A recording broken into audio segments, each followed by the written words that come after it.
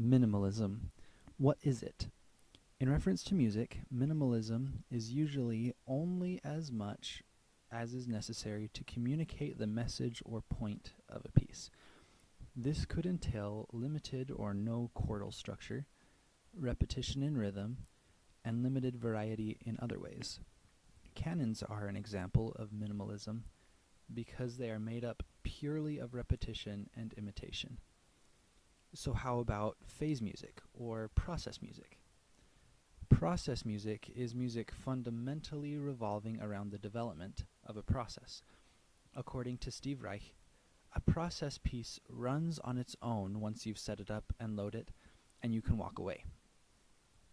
Pendulum music by Steve Reich is a great example of both minimalism and process. This piece is minimalistic in that sound is produced by only one sort of source. There's no 50-piece orchestra with 15 different instruments. There is one instrument, which is a microphone above a speaker. This piece is performed with at least 2 microphone speaker combinations, and in the example here, there are 4. Pendulum music is a process piece because it runs on its own and shows the process of swinging mics coming to a standstill. Minimalism offers a great way to hear small developments in the process. As Reich said, listening to an extremely gradual musical process opens my ears to it. That is the value of minimalism and process pieces, to open the ears of the audience to hear new dimensions of what would normally be seen as regular. It can be very thought-provoking and brings the listener to a raised consciousness of what is going on in the moment. You hear details that would normally go unnoticed, and the experience is its own reward. Here's how this piece works. The microphones are set up so that they hang from different lengths directly above the speakers. The proximity to the speakers creates feedback tones. The different length of chord minimalistically creates different pitches and volumes. To start the process, the mics are pulled back, turned on, and released so that they are swinging above the speakers.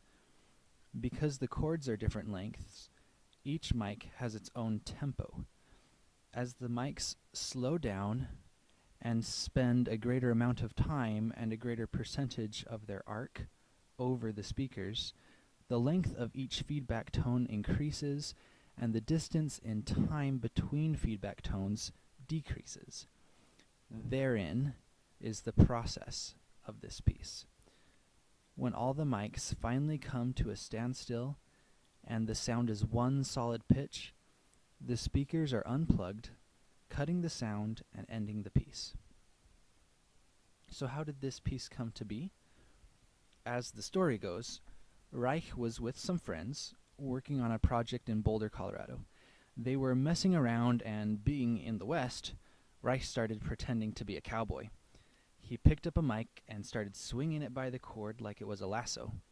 It passed close to a live speaker and created a feedback tone.